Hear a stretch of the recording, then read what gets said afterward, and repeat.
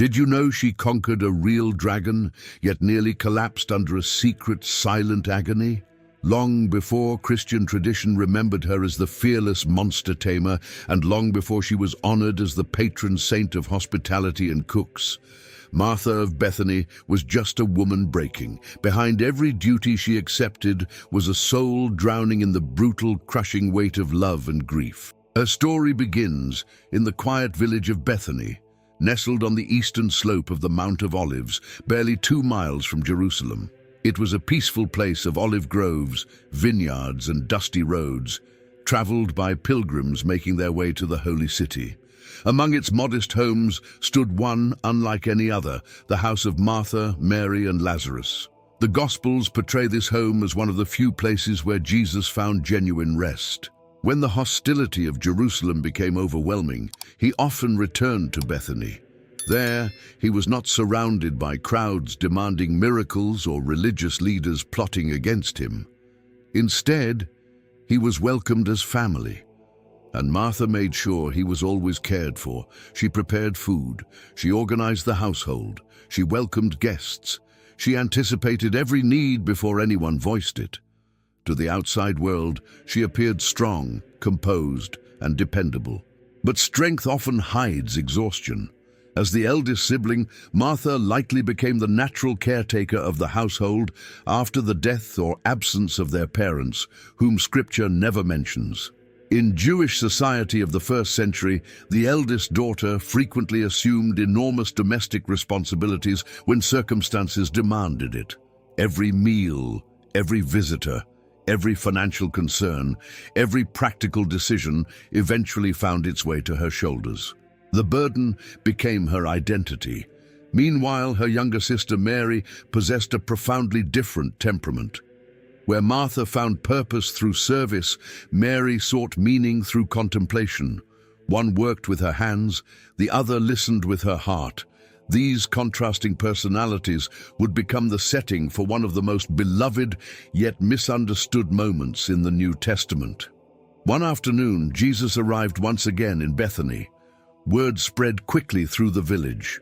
Friends, disciples, and curious neighbors gathered around him. Inside the house, Martha rushed from room to room. The bread still needed baking, the water jars required filling, the vegetables had to be prepared. Every guest expected hospitality, and in Jewish culture, hospitality was not merely kindness, it was a sacred obligation. Failure to provide for one's guests was considered a profound disgrace. As the hours passed, Martha noticed something that slowly ignited the frustration she had been suppressing for years. Mary was not helping. Instead, she sat quietly at Jesus' feet, listening to every word he spoke. Martha continued working. She carried dishes, she tended the fire, she prepared the table. The more she worked, the more invisible she felt. Finally, unable to contain herself, she interrupted the gathering. "Lord, do you not care that my sister has left me to serve alone? Tell her to help me." For centuries, many have reduced this scene to a disagreement between two sisters. But beneath those words lay something much deeper. Martha was not simply angry. She was overwhelmed. She had spent so much of her life caring for everyone else that she no longer knew how to ask for help without breaking down. Her outburst was not born from selfishness, it was born from exhaustion. Modern psychology might describe her condition as chronic caregiver fatigue or emotional burnout, the quiet collapse of someone who feels personally responsible for holding everyone together. Jesus immediately recognized what no one else could see. He did not criticize her generosity. He did not dismiss her work. Instead, he addressed the turmoil hidden beneath it. Martha. Martha, in Jewish tradition, repeating someone's name expressed profound affection and compassion. It was the language of intimacy. You are anxious and troubled about many things. Those words reached beyond the kitchen. They reached into her heart. Jesus was not telling Martha that serving was unimportant. After all, hospitality itself was a sacred virtue throughout Scripture. Rather, he revealed that anxiety had begun to consume the very love that motivated her service. She had become imprisoned by her own sense of responsibility. Perhaps, for the first time in years, someone saw not what Martha accomplished, but what Martha carried. Yet an even darker chapter was about to unfold. Not long afterward, tragedy struck Bethany. Lazarus became gravely ill. The sisters immediately sent messengers to Jesus. "Lord, the one you love is sick." They believed he would come immediately. Instead, he waited. Hours turned into days. Lazarus's condition worsened. Then came the unimaginable. He died. The house that had once echoed with joyful conversations became filled with mourners.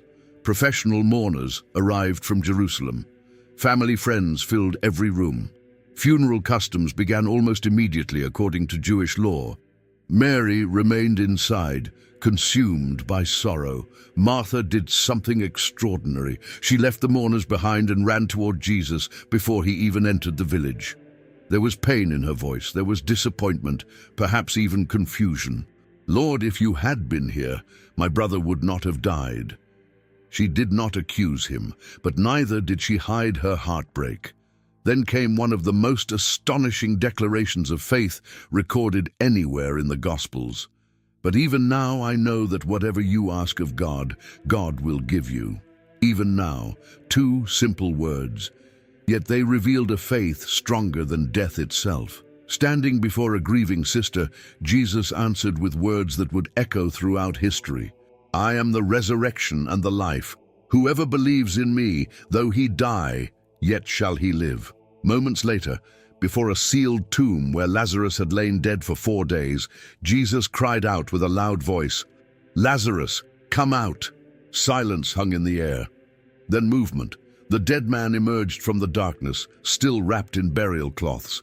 The miracle spread through Judea with astonishing speed. Pilgrims carried the news into Jerusalem. Eyewitnesses repeated the story in marketplaces and synagogues. Many who had doubted Jesus now believed, but others reacted very differently. The chief priests recognized that Lazarus himself had become living evidence of Jesus' divine authority. According to the Gospel of John, they even discussed putting Lazarus to death because so many people believed after seeing him alive. Ancient Christian traditions preserved in southern France continue the story where Scripture grows silent. According to these early accounts, the persecution soon intensified beyond anything the family had imagined. Martha, Mary, Lazarus, and several other disciples were seized by hostile authorities. Instead of a public execution that might inspire sympathy among the growing Christian community, they received a far crueler sentence. They were taken to the Mediterranean coast. Waiting there was an old wooden boat. It had no mast, no sail, no oars, no captain, no food, no fresh water, no hope. It was nothing more than a drifting coffin. Without ceremony, the prisoners were forced aboard. The ropes were cut. The current slowly pulled them away from shore. The coastline of the Holy Land gradually disappeared into the distance. The authorities watched until the tiny vessel vanished beyond the horizon, convinced that hunger, thirst, storms, or the endless sea would accomplish what their swords did not. By every law of navigation, survival was impossible. The Mediterranean was unpredictable, its winds violent and its currents unforgiving. A drifting boat without guidance should have disappeared forever beneath its waves. Yet according to one of Christianity's oldest Provençal traditions, something extraordinary happened upon those waters. Day after day, the fragile vessel continued floating, not driven by human hands, but by a providence no storm could overcome. Had you ever heard of Saint Martha before today? Have you or anyone you know ever received a blessing, a miracle, or the intercession of a Saint Martha? Write it down in the comments below. I read every single one of your comments, and I'll leave a heart on yours. If this story warms your heart, don't forget to leave a like, subscribe to the channel, and share it with your friends and family so they can strengthen their faith too. The saints were forgotten once, and together we will never let that happen again. The Temere of the Tarasque and the life in the cave. When Martha's fragile boat finally reached the southern coast of Gaul, the world she stepped into could not have been more different from Bethany. Behind her lay the dry hills of Judea, the crowded roads of Jerusalem, and the home where Jesus had once sat at her table. Before her stretched an unfamiliar wilderness of salt marshes, dark forests, rocky hills, and settlements ruled by customs she did not understand. According to medieval Christian tradition, Martha and her companions landed near the region later known as Provence. They had crossed the Mediterranean without sails, oars, or provisions, surviving a journey designed to kill them. Yet reaching land did not mean their suffering had ended. They were strangers. They had no possessions, no political protection, and no certainty that the people of Gaul would welcome their message. They spoke with foreign accents and carried memories of persecution that could not easily be forgotten.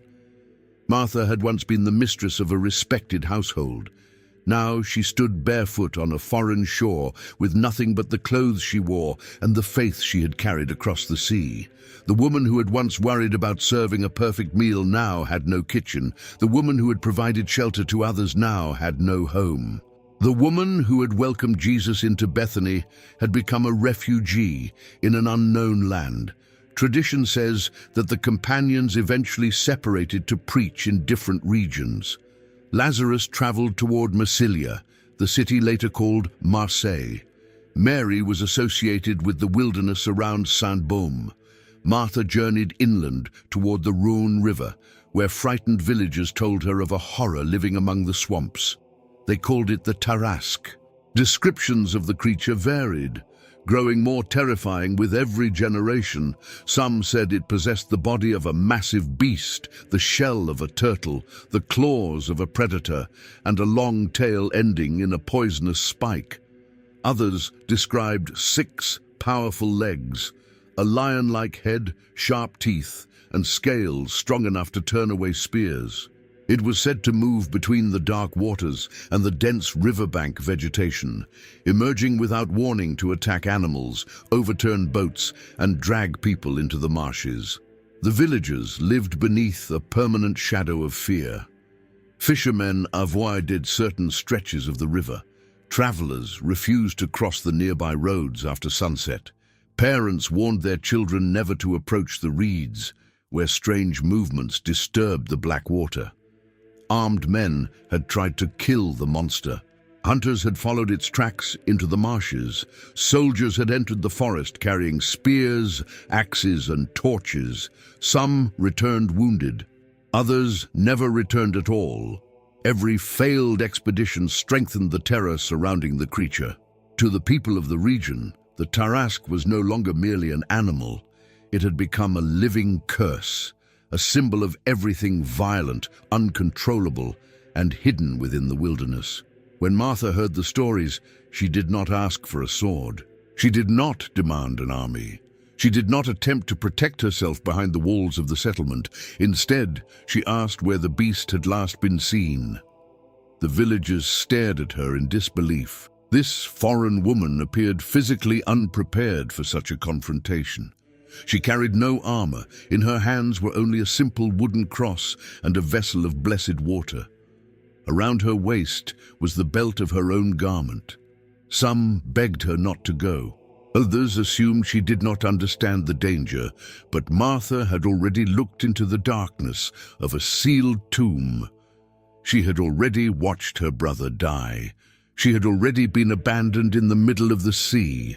The swamp could not frighten her as easily as it frightened those who had never faced death and survived. She entered the wilderness alone. The path narrowed beneath twisted branches. Mud clung to her feet.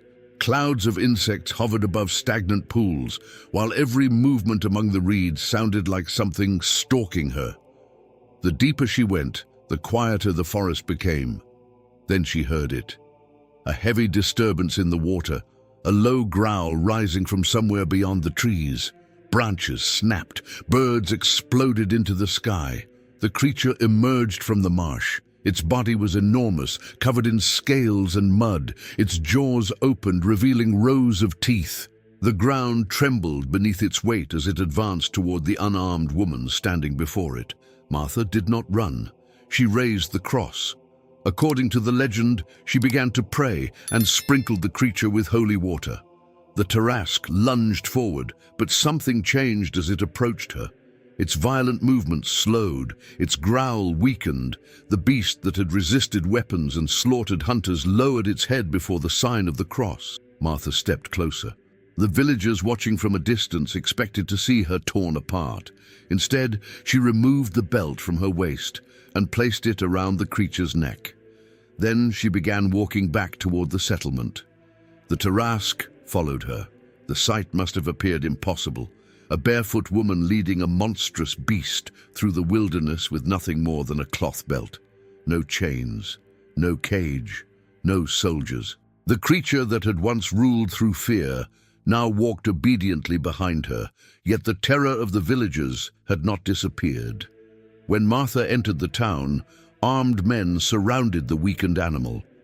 Rage overcame them. They remembered the missing fishermen, the destroyed livestock, and the families who had lived in fear. Before Martha could stop them, the crowd attacked. Stones struck the creature. Spears pierced its body. The once terrifying Tarasque collapsed beneath the violence of the very people Martha had saved. Some versions of the legend claim that Martha grieved when she saw what they had done. She had not subdued the monster so it could be tortured. She had conquered its violence without violence, revealing that mercy possessed a power stronger than weapons. The people had feared the beast for so long that, when it became helpless, they became monstrous themselves. Martha reportedly rebuked them, teaching that conversion meant more than exchanging one object of fear for another. A person could destroy the creature outside and still remain enslaved to the creature within. The anger, cruelty, and vengeance hidden in the human heart. The settlement later became associated with the name Tarascon, preserving the memory of the legendary beast. Martha remained in the region, preaching, caring for the poor, and establishing a community of believers. But she did not return to a life of comfort. The woman, who had once lived in a house large enough to receive Jesus, now withdrew from society and embraced a severe form of religious discipline. Tradition says she entered a cave or isolated dwelling near the wilderness, where she devoted herself to prayer, fasting, and penance. Her bed was the cold earth, her roof was stone, her meals were reduced to the simplest foods, and some accounts describe long periods of total fasting. Instead of fine garments, she wore coarse clothing made from rough animal hair. The fabric scratched her skin and reminded her that comfort was no longer the center of her existence. The contrast was almost unimaginable. In Bethany, Martha had been surrounded by dishes, lamps, fabrics, visitors, and the noise of a household. In Gaul, she lived among shadows, silence, and stone. At night, cold air entered the cave. Rainwater ran down its walls. Wild animals moved beyond the entrance. Yet Martha remained there, praying for the people who had once doubted her, for the companions scattered across the foreign land, and for the persecutors who had placed her inside the boat of death. The cave became a second Bethany. But this time, there was no table to prepare, no sister to criticize, no guest to impress. There was only Martha, the silence, and the God who had once called her name twice. The woman who had spent her life serving everyone else was slowly learning to stand still in the presence she had once been too busy to fully receive. The duel of faith and the last banquet. Long before Martha faced the Tarasque in the swamps of Gaul, she had already fought a far more terrifying battle in Bethany, a duel not against a creature of flesh and scales, but against grief, silence, and the apparent absence of God. It began when her brother Lazarus fell ill. At first, the sickness may not have appeared fatal, Martha had likely cared for him as she cared for everyone else, preparing remedies, cooling his fever, changing his bedding, and watching through sleepless nights as his strength slowly disappeared. But the illness worsened. Lazarus struggled to breathe. His voice weakened. Mary remained beside him, frightened and helpless, while Martha tried to preserve order inside a house collapsing under sorrow. There was still one hope: Jesus. The sisters sent a messenger with a simple but urgent appeal. "Lord, the one you love is sick." They did not need to say more. Jesus knew Lazarus. He had eaten beneath their roof, walked through their courtyard, and shared moments of peace with the family. Martha expected him to come quickly, but he did not come. Each sound outside made her turn toward the door. Each distant figure on the road awakened hope. Yet the hours passed, and Jesus remained absent. Then Lazarus died. The silence that followed must have felt unbearable. Martha had served Christ faithfully. She had opened her home to him when others rejected him. She had believed in his power. Yet when she needed him most, he seemed to arrive too late. Lazarus was washed according to Jewish custom, anointed with spices, wrapped in burial cloths, and placed inside a rock-cut tomb. A stone sealed the entrance, separating the living from the dead. For 4 days, Martha remained surrounded by mourners. In Jewish belief, the 4th day carried a terrible finality. The possibility of recovery was gone. The body had begun its return to the earth. Hope itself appeared buried behind the stone. Then word reached Martha that Jesus was approaching Bethany. She did not wait for him inside the house. She ran to meet him. The moment she saw him, the pain she had restrained broke through her composure. "Lord, if you had been here, my brother would not have died." It was a confession and a wound spoken in the same breath.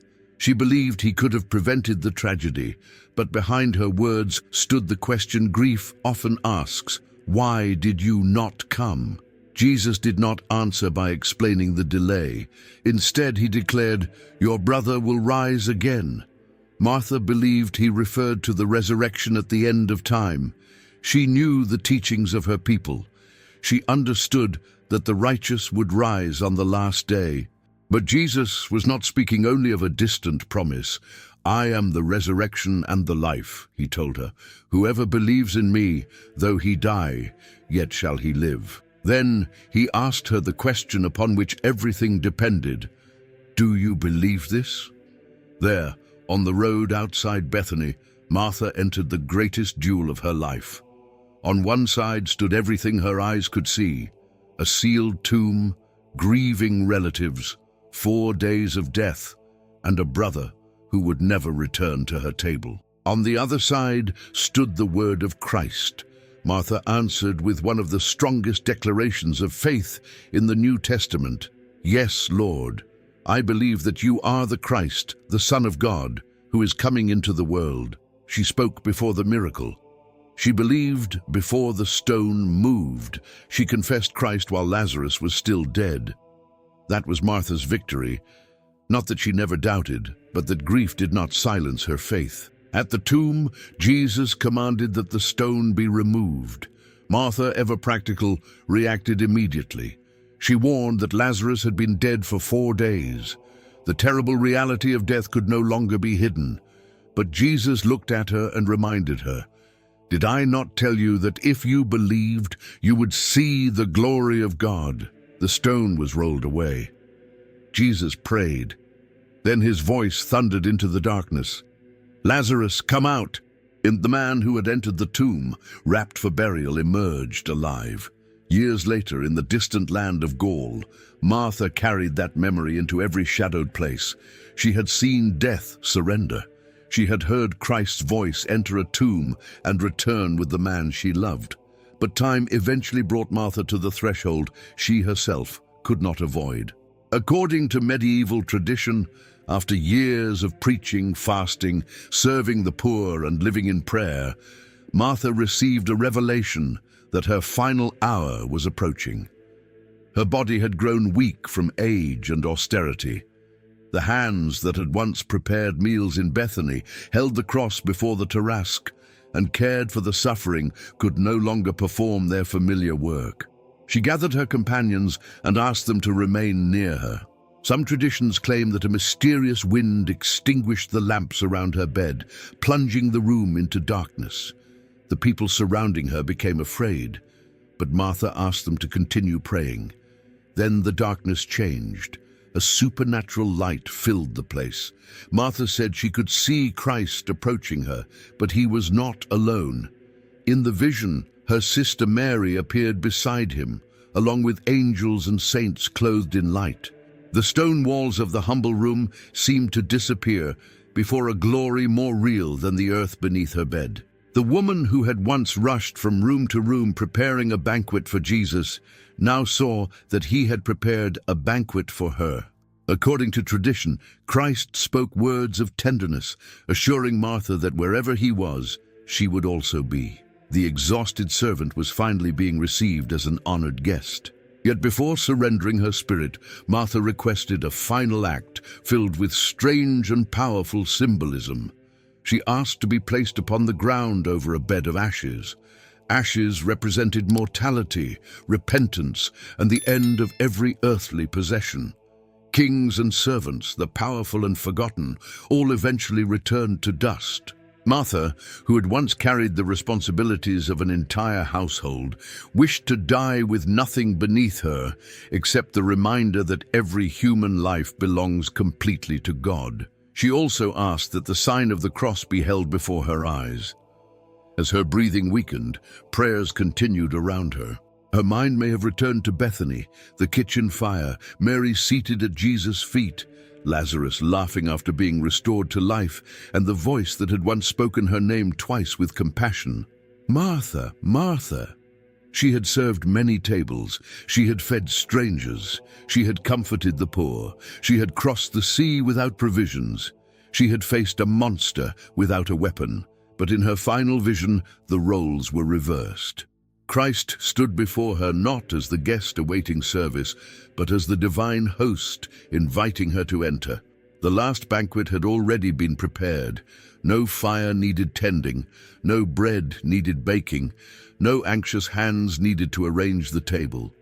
The woman, once troubled by many things, lay upon the ashes, gazing at the cross as the light around her grew stronger.